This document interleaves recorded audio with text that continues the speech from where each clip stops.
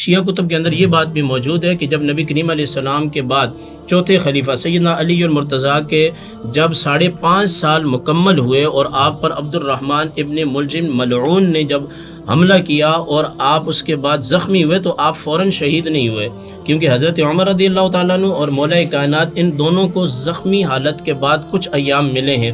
تو مولا کائنات سے کسی نے کہا کہ آپ امام حسن کو خلیفہ منتخب کر دیں، تو آپ نے فرمایا کہ اللہ کے رسول نے خلیفہ منتخب نہیں کیا تو میں بھی منتخب نہیں کرنے والا ہوں۔ اس کو کلینی نے بھی نقل کیا اور اس کو توسی نے بھی نقل کیا۔ اچھے دلائل آپ نے جمع کر دیا، میرے پاس کافی سارے لسٹ آ گئے، علامہ صاحب آپ کی طرف میں سارے یہ 3 نشتر رکھوں گا۔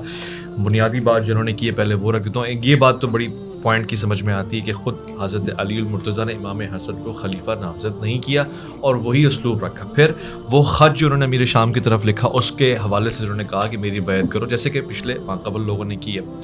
اور پھر ایک اور بات انہوں نے کی کہ حضور سید دو عالم جانے دو عالم محمد مصطفیٰ صلی اللہ علیہ وآلہ وسلم نے دعا مانگی کہ حضرت علی کو امام بنا دیں، مگر وہ دعا رد ہو گئی، منع ہو گئی، وہ دعا قبول نہیں ہوئی۔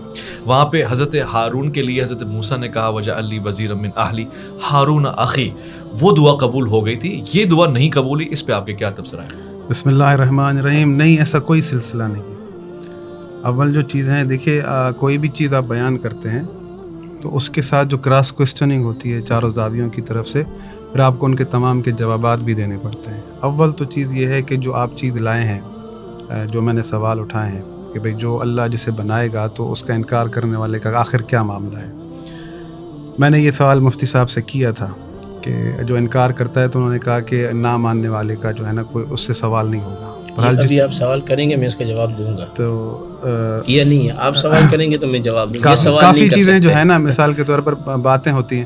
ایک اول تو چیز انہوں نے کہا تھا کہ بھئی لوگ راضی نہیں ہوں گے، اور جہاں تک ہم دیکھتے ہیں کہ بخاری میں روایت موجود ہے، کہیں گے تو میں آپ کو دکھا دوں گا اگر مفتی صاحب دیکھنا چاہیں، تو حضرت عمر نے کہا کہ حضرت ابوبکر کی بیعت جو تھی ایک فلتہ تھی، فلتتن، یعنی اچانک سے ہو گئی تھی، اور تم کبھی ایسا مت کرنا۔ اور انہوں نے کہا کہ یہ لوگوں کا اختیار ہے، تو یہ اختیار اگر لوگوں کا ہے تو لوگوں تک ہی رہنا چاہیے تھا، پھر اس کے لیے شورا بنانے کی ضرورت نہیں تھی۔ وہ تو دیکھیں نا، آپ الفاظوں پر غور کریں۔ حضرت عمر نے کہا کہ رسول خدا نے کسی کو نہیں بنایا تھا، پھر حضرت ابوبکر نے حضرت عمر کو بنایا، تو پھر وہ اختیار اگر لوگوں کا ہے تو لوگوں کے پاس ہی رہتا، پھر حضرت ابوبکر رسول خدا کی سنت پر عمل کرتے۔ پھر حضرت عمر بھی یہ بات کہہ رہے ہیں کہ اللہ کے رسول نے جو ہے کسی کو نہیں بنایا، لوگوں پر چھوڑا، تو وہ بھی چھوڑتے، پر کہ انہوں نے کیا کیا کہ وہ شورا بنا دی۔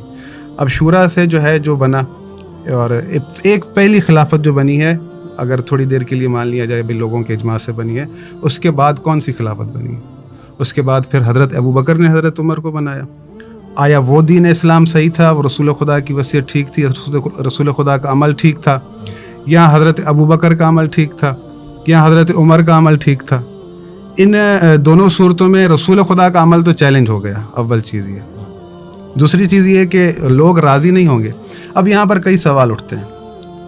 سوال یہ ہے کہ امام حسین کی موجودگی میں پھر لوگ یزید پر راضی کیسے ہو گئے؟ لوگوں کو جب آپ کہہ رہے ہیں کہ اللہ نے بنایا ہے، اللہ نے کرنا ہے سب کچھ، تو پھر رسول خدا صلی اللہ علیہ وآلہ وسلم اللہ رسول خدا کے ذریعے بنوائے نا، پھر لوگوں کے ذریعے نہ بنوائے۔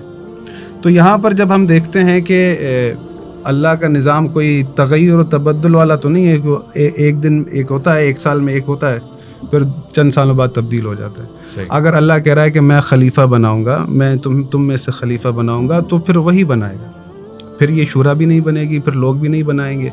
اور پھر جو ہے وہ جب اللہ رب العالمین نے اس طرح کی شخصیات رکھی ہیں، اول چیز تو پھر یہاں پر یہ آ جاتی ہے کہ اللہ نے بھائی امام حسین کو جو ہے نا جنت کی جوانوں کی سرداری دی، لیکن لوگ یزید پر اتفاق کر رہے ہیں، وہ امام حسین کو نہیں چن رہے۔ یہ تو میں بار چیزیں اٹھا چکا ہوں۔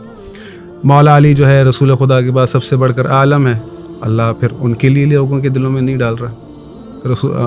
امیر المومنین جہاد جیسا کسی کا جہاد نہیں، ان کا قتال جیسا کسی کا قتال نہیں، ان کا جیسا خرچ کسی نے نہیں کیا، ان کی جیسی سخاوت کسی کی سخاوت نہیں ہے۔ یعنی امیر المومنین جیسی شخصیت جو ہے آپ تمام معاملات میں نہیں لا سکتے۔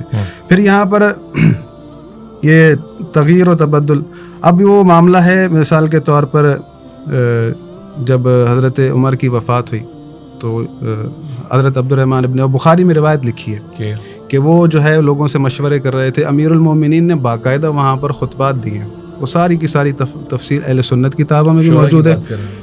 اور شورا کے سامنے اپنے فضائل پڑھیں. کیا تم لوگوں کو یاد نہیں ہے کہ میں وہ ہوں رسول خدا نے جس کے لیے کہا تھا کہ من کنت مولا. یہ تمام ساری باتیں اپنے فضائل گنتی کروائے. میں وہ ہوں جس نے جہاد کیا, میں وہ ہوں جسے رسول خدا نے اپنا بھائی کہا, میں وہ ہوں جسے رسول خدا نے کہا. کوئی شک نہیں, میرے والے تمام ان کے سامنے شورا کے سامنے فضائل پڑھے. تو حضرت عبد الرحمن ابن عوف نے کہا کہ علی ناراض مت ہونا پر لوگ تم پر راضی نہیں ہو رہے.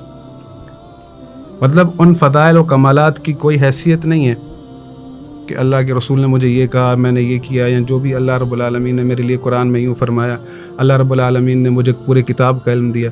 وہ تو تمہاری باتیں ٹھیک ہیں پر ہم مجبور ہیں, لوگ راضی نہیں ہو رہے. بات یہ ہے کہ پھر اللہ رب العالمین جب اتنے کمالات کسی کو دے رہا ہے تو پھر یہ لوگوں کے دل میں بھی اللہ کو چاہیے کہ اس کو ہی چنے. تو یہاں پر یہ بات واضح ہو چکی کہ لوگ جو ہیں کسی صورت بھی ان معاملات کا اختیار نہیں رکھتے, کیونکہ خداوند متعال کا فرمان ہے وَرَبُّكَ يَخْلُقُ مَا يَشَاءُ وَيَخْتَارُ مَا كَانَ لَهُمُ الْخِيَرَةُ سُبْحَانَ اللَّهِ وَتَعَالَى مَا يُشْرِكُونَ. تمہارا رب جو چاہتا ہے خلق کرتا ہے, جسے چاہتا ہے اختیار دیتا ہے. مَا كَانَ لَهُمُ الْخِيَرَةُ, تمہیں کسی چیز کا اختیار نہیں ہے کہ تم کسی کو مختار بناؤ. سبحان اللہ وتعالی ما یشرکون, اللہ تمہارے ان شرکوں سے پاک ہے.